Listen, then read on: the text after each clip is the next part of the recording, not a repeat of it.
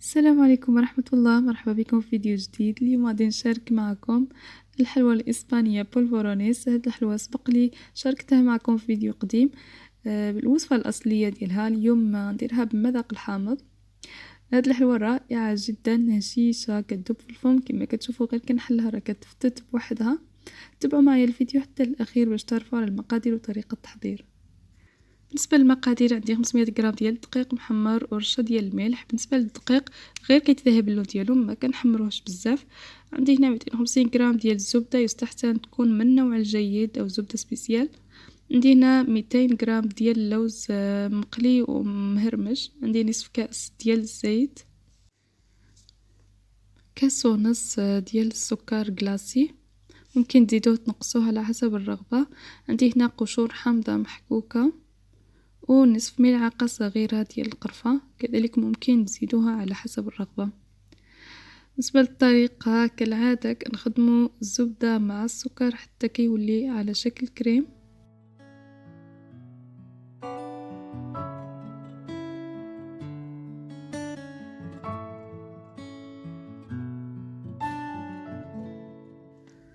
ضفت الزيت وغادي نحرك مزيان. عاد غادي نضيف القرفة واللوز ورشة ديال الملح. بالنسبة للقرفة انا زدتها العجينة كلها. عاد غادي نقسمها ونزيد النكهة ديال الحامض او قشور الحامض على النصف ديال العجينة. يعني انا بغيت نجمع ما بين جوج مذاقات ديال الحامض ديال القرفة، والصراحة جاو رائعين. اللي ما كيبغيش القرفة ممكن يستغنى عليها في هذه الوصفة. كنضيف الدقيق شويه شويه وكنجمع العجينه. الكميه اللي خدات لي 500 غرام، يعني على حسب نوعيه ديال الدقيق اللي غادي تستعملوه ممكن تاخذ لكم اقل او اكثر.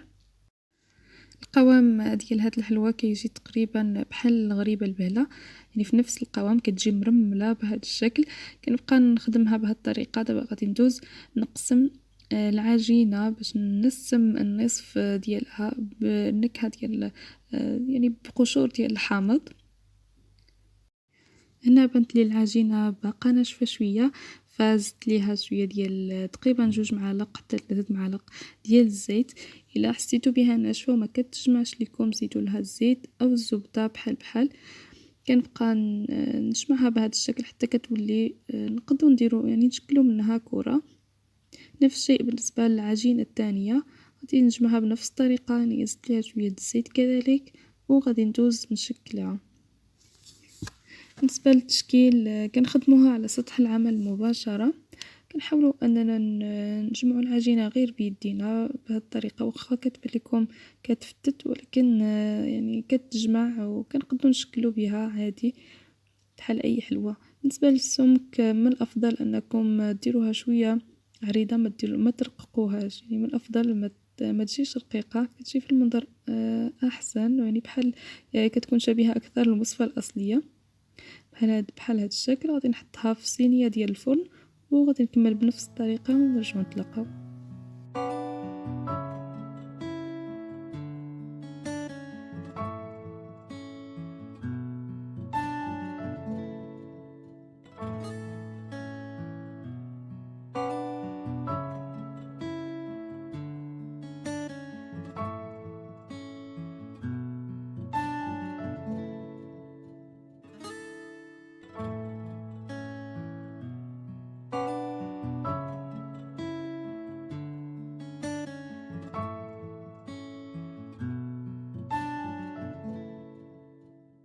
بعد ما كملت الصينيه الاولى غادي نشكل الصينيه الثانيه بنفس الطريقه.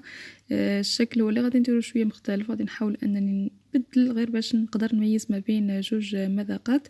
بعد ما نكملهم غادي نحطهم في الثلاجه نصف ساعه، عاد غادي ندخلهم الفرن يكون مسخن على 180 درجه. بعد ما خليتهم نص ساعة في الثلاجة ندخلهم الفرن يطيبوا لمدة من 17 حتى 20 دقيقة.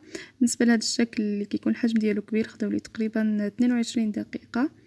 بعد ما خرجتهم كنخليهم يبردوا تماما، يعني حتى كيبردوا ما كنقيسوهمش نهائيا وهم سخان.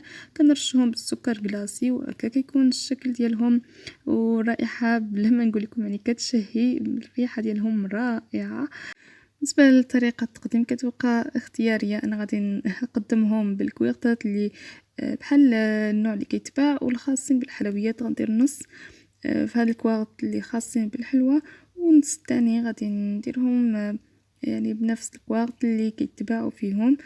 صراحة الوصفة راه كتجي بحال الأصلية تماما، غير هما كيديروها بدهن الخنزير وحنا درناها بزبدة سبيسيال، فكتجي يعني طبعا بنفس القوام ديالها هشيشة كتذوب في الفم. غادي نكمل بهذه الطريقة وندوزو نشوفو الشكل النهائي ديال هاد الحلوى.